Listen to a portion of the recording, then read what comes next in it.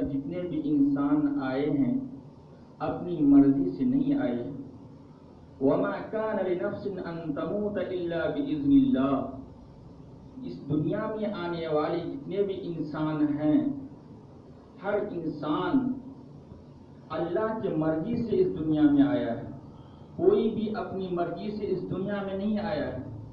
اسی طرح اس دنیا سے جو انسان جائیں گے یا جا رہے ہیں اپنی مرضی سے نہیں جا رہے ہیں بلکہ رب کی مرضی سے جا رہے ہیں، کیونکہ اللہ تعالیٰ نے وقت مقرر کر دیا ہے کون انسان اس دنیا سے کس دن جائے گا، کس وقت میں جائے گا، کس لمحہ میں جائے گا اور کہاں پر کس کی موت ہوگی.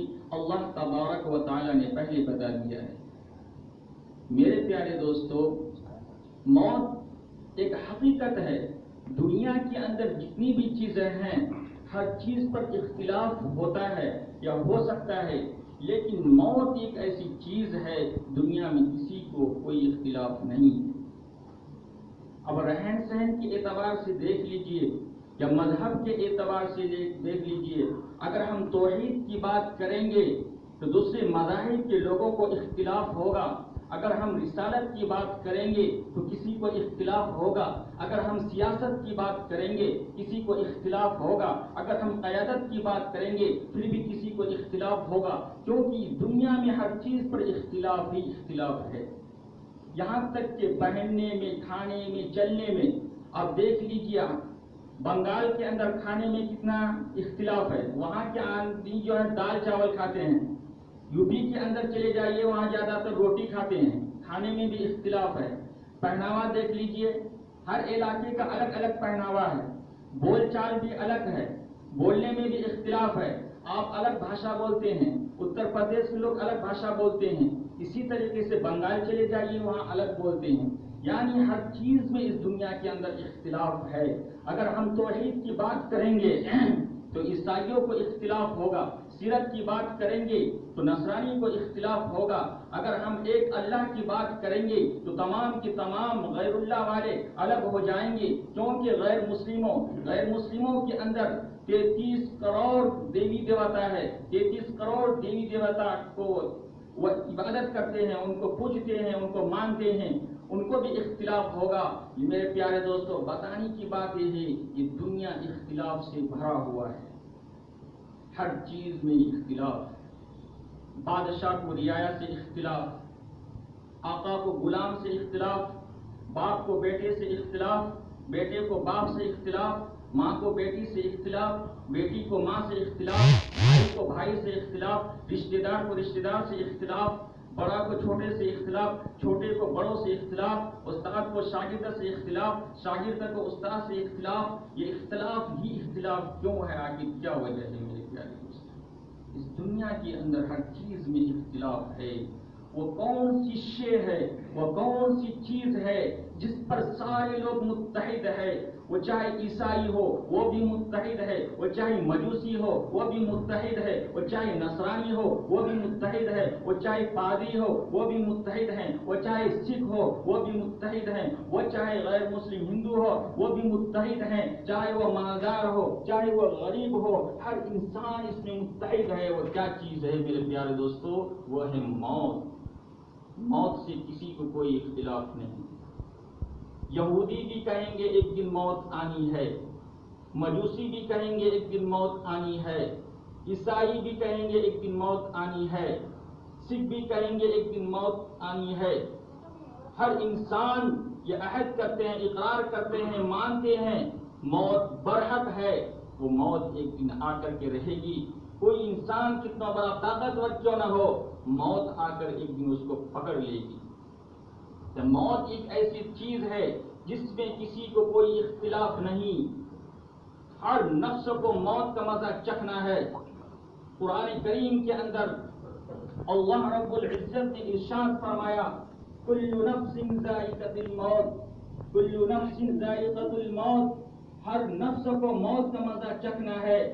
یعنی اس دنیا سے ہر نفس، یعنی جس کو اللہ تعالیٰ نے جان دی ہے، ہر وہ شے اس دنیا سے موت کا مزہ چکھ کر کے جائے گا. اللہ تبارک و تعالیٰ کا یہ اعلان ہے، ہر کسی کو موت آنی ہے، چاہے نہ ہو اسے بھی موت آنی ہے، آقا کیوں نہ ہو اسے بھی موت آنی ہے، غلام کیوں نہ ہو اسے بھی موت آنی ہو، بلڈنگ میں رہنے والے کیوں نہ ہو اسے بھی موت آئے گی، اسی طریقے سے کوئی شہر میں رہنے والا کیوں نہ ہو اسے بھی موت آئے گی، گاؤں میں رہنے والا شخص کیوں نہ ہو اسے بھی موت آئے گی، مالدار کیوں نہ ہو اسے بھی موت آئے گی، غریب کیوں نہ ہو اسے بھی موت آئے گی، جوان کیوں نہ ہو اسے بھی موت آئے گی، بوڑھا کیوں نہ ہو اسے بھی موت آئے گی، بچہ کیوں نہ ہو اسے بھی موت آئے گی، ہر شے کو موت آئے گی، ہر شے کو اس دنیا سے جانا ہے، موت کا مزہ چکھنا ہے، اس دنیا میں کوئی رہنے کے لیے نہیں آیا ہے، یہ دنیا چند دن کا دنیا ہے، مثال کے طور پر سمجھایا جا سکتا ہے کہ چند دن کا دنیا ہے، یہ مسافر خانہ ہے، ہم لوگ سفر کر رہے ہیں سمجھ لیجئے، کیونکہ آخرت کی جو زندگی ہے اس کا کوئی یہ نہیں ہے مقرر کہ آپ کو اتنا دن رہنا ہے، لیکن دنیا کے اندر اللہ تعالیٰ نے مقرر کر دیا ہے موت، چاہے وہ 10 سال میں 20 سال میں 30 سال 40 50 سال، اور مشکل سے لوگ 80 سال 90 سال 100 سال تک جیتے ہیں، اس کے بعد پھر بھی موت ہے، موت سے کوئی نہیں بچ سکتا، یہ مسافر خانہ ہے دنیا، ہم لوگ سفر کر رہے ہیں، اب جب مسافر ہیں تو ہمیں اس دنیا میں زندگی کس طرح گزارنا چاہیے، لوگ جب سفر کرتے ہیں تو چند سامان ساتھ میں لے کے جاتے ہیں، مثال کے طور پر مجھے یہاں سے بنگلور جانا ہے یا بمبئی جانا ہے، وہاں مجھے 1 ہفتہ یا 5 دن رہنا ہے، تو ہم وہاں زیادہ سامان نہیں لے جائیں گے، ایک سوٹ کیس لے جائیں گے، ایک بیگ لے جائیں گے، اس میں کچھ سامان لے کے جائیں گے، کیوں؟ ہمیں یقین ہے، ہمیں پتا ہے کہ وہاں مجھے زیادہ دن ٹھہرنا نہیں ہے، وہاں مجھے زیادہ دن رکنا نہیں ہے، چند دن قیام کرنا ہے، اور چند دن قیام کرنے کے لیے تھوڑے سامان سے کام چل جائے گا، زیادہ سامان کی ضرورت نہیں ہے، اس لیے اگر ہم سفر کرتے ہیں 5 دن کے لیے تو زیادہ سامان ساتھ میں نہیں لے کے جاتے ہیں، چند سامان سے گزارا ہو جاتا ہے، تو اس دنیا میں ہمیں چند دن رہنا ہے، یہاں کم سامان سے بھی ہمارا کام چل سکتا ہے، اصل زندگی جو ہے اور اب زیادہ دن جو رہنا ہے وہ آخرت کے بعد رہنا ہے، میرے پیارے دوستوں میں یہ بتانا چاہتا ہوں یہ دنیا چند دن کی زندگی ہے، یہاں پر اگر کوئی تکلیف میں ہے اس کی بھی زندگی کٹ جائے گی، اگر کوئی عیش و عشرت میں ہے اس کی بھی زندگی کٹ جائے گی، کسی کو گھر نہیں ہے اس کی بھی زندگی کٹ جائے گی، کوئی ایئر کنڈیشن یہاں ہر کسی کی زندگی کٹنی ہے، اور رزق کا مالک تو اللہ تعالیٰ ہے،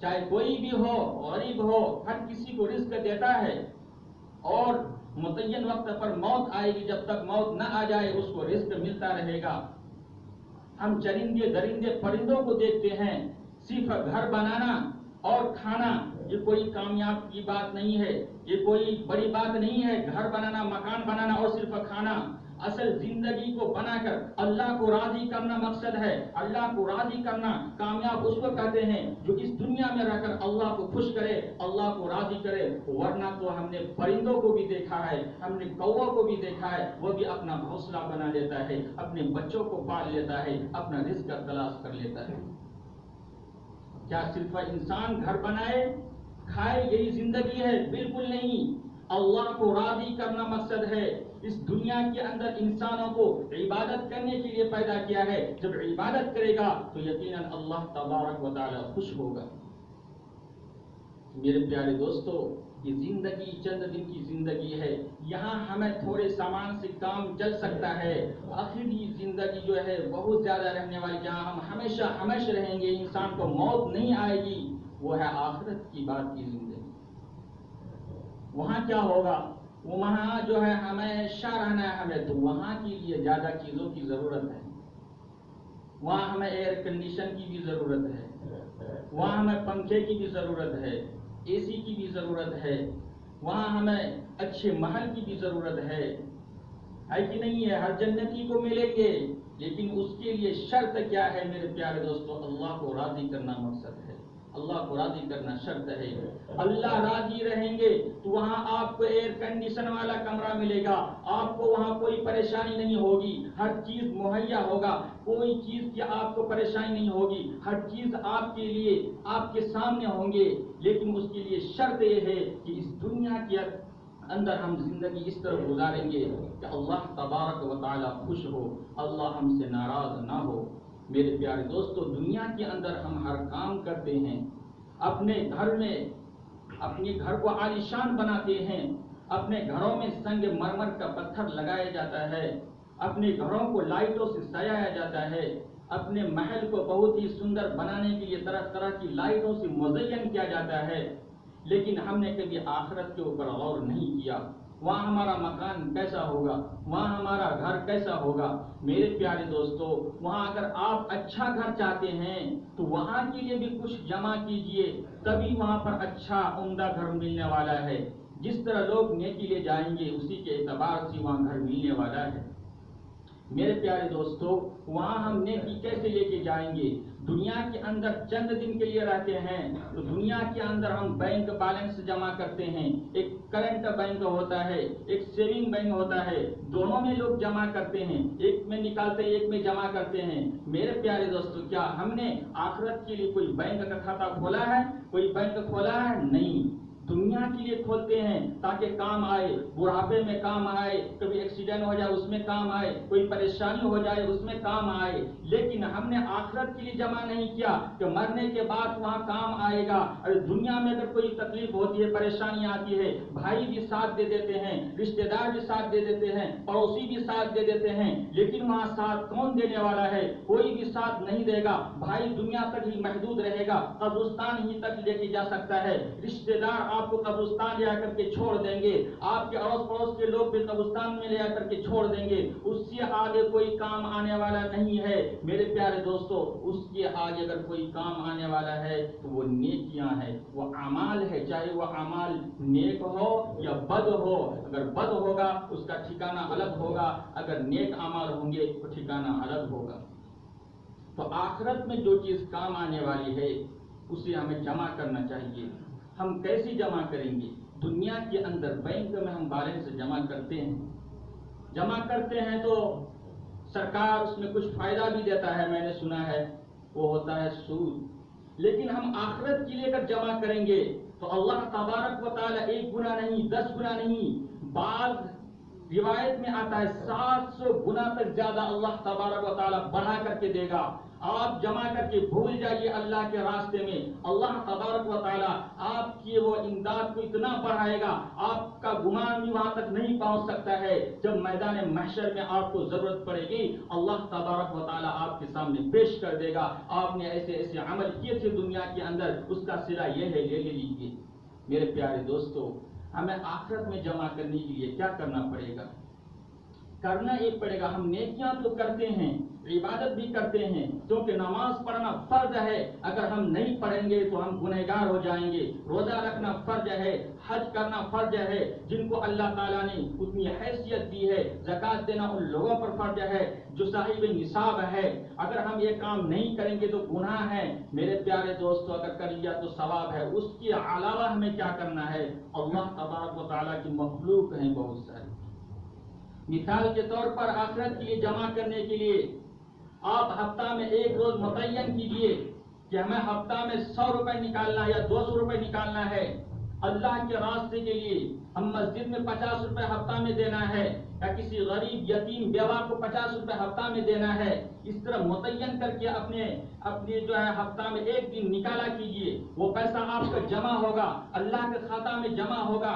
جو بھی لوگ آپ اللہ کی مخلوق کے لیے یا اللہ کے گھر کے لیے اسی طرح مدرسے کے لیے اگر کوئی امداد دیتا ہے تو وہ اللہ کے راستہ میں ہی مانا جاتا ہے، وہ آپ کو اللہ تبارک تعالیٰ اس کی صلہ آخرت میں دے گا، یوم قیامت کے بعد میں آنے والی زندگی میں دے گا، جہاں ہمیشہ رہنے والے ہم لوگ۔ میرے پیارے دوستو، اس لیے آپ سے گزارش ہے، آخرت کی تیاری اس طرح کیجیے، جس کو اللہ نے نہیں دیا ہے اللہ تعالیٰ زبردستی بھی نہیں کہتا ہے۔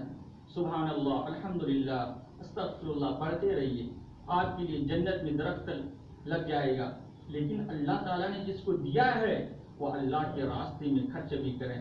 اور ایک بات یاد رکھیے گا، صدقہ دینے سے، اللہ کے راستہ میں خرچ کرنے سے کبھی گھٹتا نہیں ہے، یہ یقینی بات ہے۔ جو جتنا خرچ کرتا ہے اللہ تبارک و تعالیٰ ان کے لیے راستہ اتنا ہی آسان کر دیتا ہے اور رزق کا دروازہ کھول دیتا ہے۔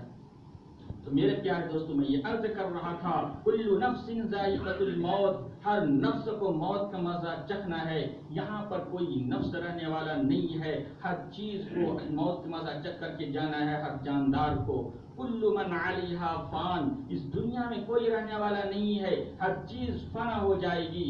زمین، آسمان، چاند، سورج، ستارے سب فنا ہو جائیں گے، صرف اللہ کی ذات رہے گا. وَيَبْقَى رَبُّكَ ذُو الْجَلَالِ وَالْإِكْرَامِ، اگر کوئی رہے گا وہ اللہ کی ذات، اللہ کا جلال، اللہ کی عظمت باقی رہنے والی ہے، ہو جائے گی. میرے پیارے دوستوں، موت سے ہر شخص گھبراتا ہے، موت سے ہر شخص گھبراتا ہے. موت ایک ایسی چیز ہے کہ بڑے بڑے پہلوانوں کو بھی شکست دی ہے، گردن پکڑ کر کے نچوڑا ہے، کوئی نہیں بچ سکتا موت سے. موت ایک ایسی چیز ہے، ہر انسان ڈرتا ہے. ہم لوگ گناہ کیوں کرتے ہیں؟ ہم لوگ موت کو بھول جاتے ہیں.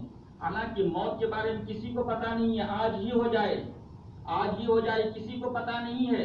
اس کے باوجود بھی ہم گناہ پر گناہ کر رہے ہوتے ہیں. صحابہ اکرام کی زندگی کو جب ہم دیکھتے ہیں تو صحابہ اکرام نیکیاں کر کے روتے تھے، لیکن آج ہم گناہ کر کے بھی شرمندہ نہیں ہوتے ہیں. صحابہ اکرام کو دیکھیے ذرا، نیکیاں کر کے روتے تھے، یا اللہ ہم سے نیکیاں کم ہو سکا اور زیادہ کرتا، پوری رات ہی پڑھتے رہتا. اگر آنکھ نہیں کھلتی تھی تو پھر بھی روتے تھے. لیکن آج ہم سے گناہ پر گناہ ہو رہا، لیکن ہمیں شرمندگی بھی نہیں ہوتی. میرے پیارے دوستو، اس دنیا کے لیے چند سامان سے ہماری زندگی گزر سکتی ہے اور گزر بھی رہی ہے، تو آخرت کی تیاری کرنا بہت ہی ضروری ہے. کیونکہ آخرت میں پیسے کام آنے والے نہیں ہیں، دھن دولت کام آنے والا نہیں ہے. اگر ہم نے اپنی اولاد کو دین کی تعلیم نہیں دی تو میرے پیارے دوستو اولاد بھی کام آنے والا نہیں ہے.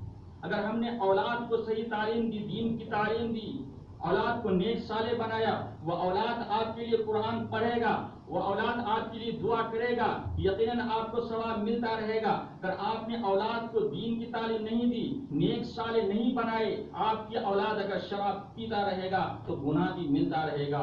کیونکہ یہ صدقہ جاریہ ہے. صدقہ جاریہ میں دونوں چیز آ جاتا ہے. نیک صالح بنائیں گے تو ثواب ملتا رہے گا، اگر غلط بنائیں گے تو میرے پیارے دوستو گناہ بھی ملتا رہے گا. اس لیے انسان کو اپنی زندگی میں آخرت کی تیاری کرنی چاہیے. لوگ بولتا قیامت کب آئے گی؟ قیامت روز آتی ہے، لیکن ہم دیکھتے نہیں. ارے جس کی موت ہو جاتی اس کے لیے قیامت ہے. قیامت کا مطلب کیا ہوتا ہے؟ قیامت آنے کے بعد کسی کو مہلت نہیں دی جائے گی. نماز پڑھنا چاہے نماز پڑھنے کی اجازت نہیں ملے گی، روزہ رکھنا چاہے روزہ رکھنے کی اجازت نہیں ملے گی، حج کرنا چاہے حج کرنے کی اجازت نہیں ملے گی، زکوٰۃ دینا چاہے زکوٰۃ دینے کی اجازت نہیں ملے گی، صدقات دینا چاہے صدقات دینے کی اجازت نہیں ملے گی. منقطع ہو جائے گا دنیا سے. موت آنے کے بعد بھی یہی سلسلہ جاری ہو جاتا ہے. کیا موت آنے کے بعد کوئی نماز پڑھ سکتا ہے؟ کیا موت آنے کے بعد کوئی روزہ رکھ سکتا ہے؟ کیا موت آنے کے بعد کوئی حج کر سکتا ہے؟ نہیں کر سکتا ہے. تو اس کے لیے قیامت ہے، سب سے بڑی قیامت ہے. میرے پیارے دوستو، موت آنے کے بعد محتاج ہو جاتا ہے. جو عمل اس نے دنیا میں کیا ہے وہ عمل ان کو کام آنے والا ہے. قیامت کا یہی مطلب ہوتا ہے.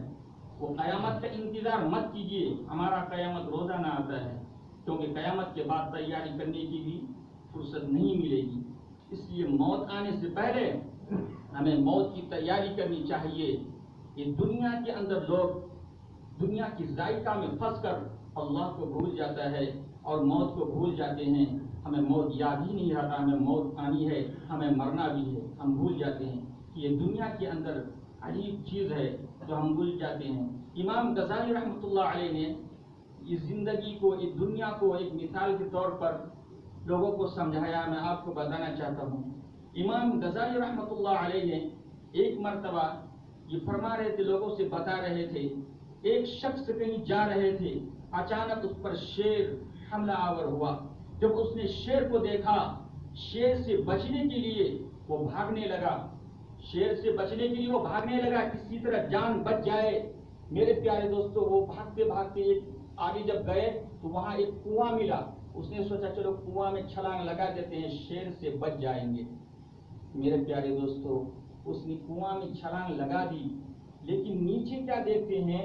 جب اس نے نیچے دیکھا تو نیچے ایک سانپ ہے، وہ ناگن سانپ، زہریلا سانپ ہے. اب بتاؤ کرتا تو نیچے سانپ ہے ہوتے ہیں، اسے پکڑ کر کے لٹک گئے، وہ لٹک رہے ہیں، نیچے سانپ ہے، اوپر شیر ہے. میرے پیارے دوست اس کے سمجھ میں نہیں آ رہا میں کروں تو کروں کیا.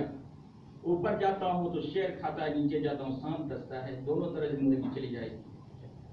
وہ درمیان میں گھاس پکڑ کے وہ شخص لٹک رہا ہے، کنواں کے اندر نہ نیچے ہے نہ اوپر ہے، درمیان میں گھاس پکڑ کے لٹک رہا ہے، کیونکہ اوپر شیر ہے نیچے سانپ ہے.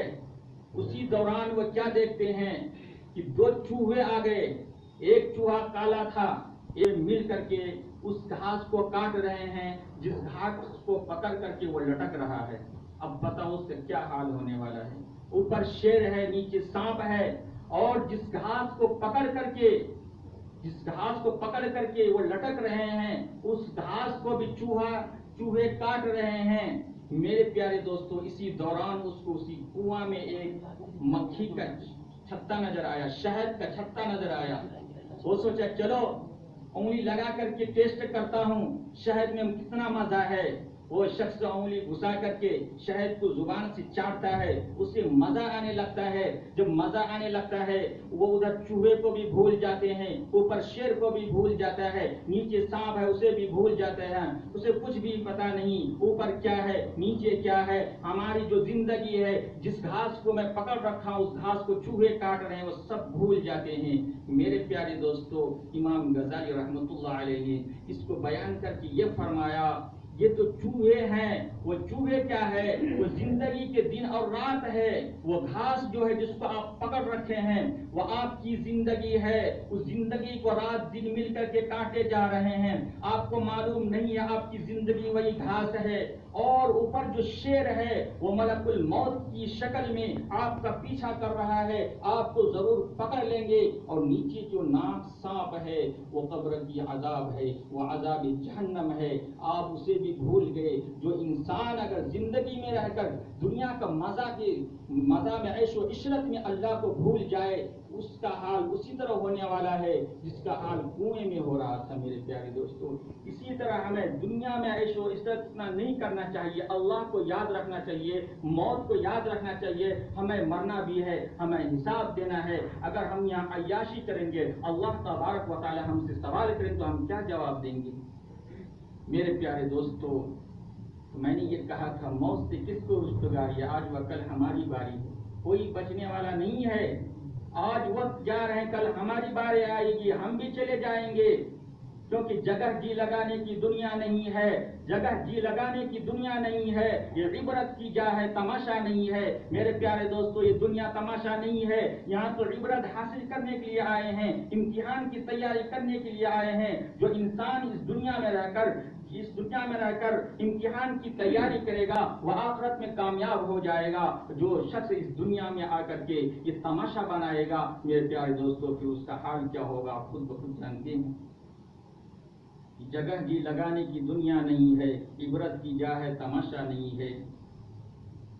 ملے خاک میں اہل شاہ کیسے ملے خاک میں اہل شاہ کیسے متی ہو گئے بے مکاں کیسے.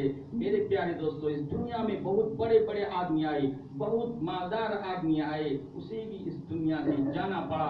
اپنے محل کو چھوڑ کر کے جانا پڑا، اپنے رشتہ دار کو چھوڑ کر کے جانا پڑا. میرے پیارے دوستو اس دنیا میں ہوشیار وہ شخص ہے جو موت آنے سے پہلے موت کی تیاری کرے، وہ انسان ہوشیار ہے. اگر کوئی اس دنیا میں رہ کر موت کی تیاری نہیں کرتا ہے اس سے بڑا بیوقوف کوئی نہیں. میں آپ کے سامنے ایک واقعہ بیان کرنا چاہتا ہوں.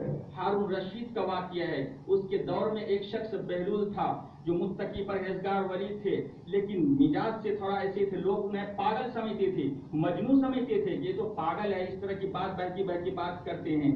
ہارون رشید وقت کے بادشاہ تھے، انہوں نے اجازت دے دی تھی اگر یہاں پر بہلول آئے اس کو آنے دیا جائے، اس کو روکا نہ جائے، اس کے علاوہ کوئی آئے تو ان کو پوچھ تاچھ کیا جائے. تو جب بہلول بادشاہ کی دربار میں جاتے تھے انہیں ٹوکتا نہیں تھا، کیونکہ وہاں جا کر بادشاہ کے پاس بیٹھتے تھے، کچھ ایسی بھی بات کر دیتے تھے جس سے بادشاہ خوش ہو جاتے تھے. تو ایک مرتبہ بادشاہ نے خوش ہو کر کے اس کو ایک چھڑی دی کہ بہلول یہ چھڑی لو، یہ میں تم کو امانت کے طور پر دیتا ہوں، اور اس چھڑی کو اس شخص کو دینا تم جو تم سے زیادہ بیوقوف ملے۔ کیونکہ بادشاہ یہ سمجھ رہے تھے کہ اس وقت بہلول سے بڑا بیوقوف کوئی نہیں ہے، اس سے بڑا مورخ کوئی نہیں ہے، اس سے بڑا نادان کوئی نہیں ہے۔ ہارون رشید اسی کو بیوقوف سمجھتے تھے۔ میرے پیارے دوستو، وہ چھڑی لے کر کے بہلول چلے گئے گھر۔ اسی طرح پھر آتے رہے۔ کتنے دن گزرنے کے بعد ہارون رشید کی طبیعت خراب ہو گئی، ان کی طبیعت ناساز ہو گئی۔ ڈاکٹر آ رہے ہیں، علاج کر رہا ہے، لیکن کوئی بھی اثر نہیں ہے، وہ پریشان ہے۔ میرے پیارے دوستو، پھر اس کے بعد وہی بہلول اس کے پاس آتے ہیں، ساتھ میں چھپا کر کے اس چھڑی کو بھی لاتے ہیں۔ اس کے بعد اسی طرح بات کرتے ہیں۔ ہارون رشید کے پاس آتے ہیں اور کہتے ہیں کہ بادشاہ سلامت، آپ کی خیریت؟ وہ کہتے ہیں خیریت کیا پوچھتے ہو، بس آخرت کی سفر چل رہا ہے، بہت لمبا سفر میں جا رہا ہوں۔ کہنے مطلب یہ تھا اب موت قریب ہے، میں اس دنیا سے جانے والا ہوں۔ تو بہلول کہتا ہے کیا آپ نے وہاں پر کچھ بھیجا، سواری بھیجا، لاؤ لشکر بھیجا، فوج بھیجا؟ تم اب بھی بیوقوفی والی بات کر رہے ہو، میں تو آخرت کی سفر میں جا رہا ہوں، لمبا سفر میں، تم بیوقوفی کی بات کر رہے ہو اس وقت ابھی؟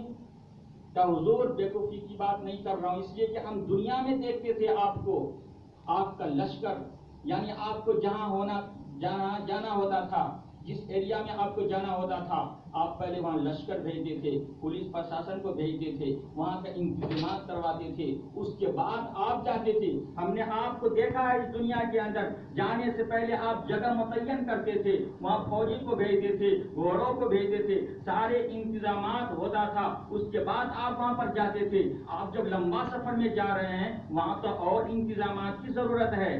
یہ کہہ رہے ہیں بہلول دانا۔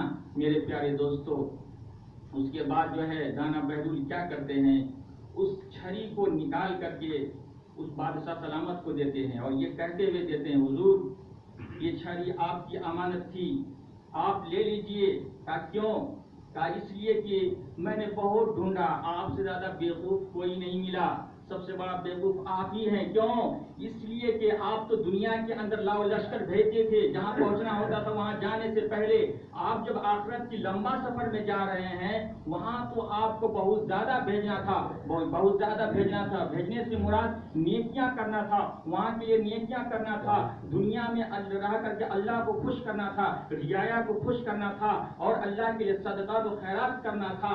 آپ نے یہ کام نہیں کیا تو آپ سے بڑا بیوقوف کوئی نہیں ہے۔ اسی لیے کہا جاتا ہے ہوشیار وہ شخص ہے جو موت آنے سے پہلے موت کی تیاری کر لے۔ میرے پیارے دوستو، تو اللہ تبارک و تعالیٰ سے دعا کیجئے کہ اللہ تبارک و تعالیٰ موت آنے سے پہلے ہم سبوں کو موت کی تیاری کرنے کی توفیق عطا فرمائے، اور ہم سبوں کو 5 وقت نماز پڑھنے کی توفیق عطا فرمائے، حرام سے بچنے کی توفیق عطا فرمائے، ہم سبوں کو پوری امت مسلمہ کو حلال رزق نصیب فرمائے۔ وآخر دعوانا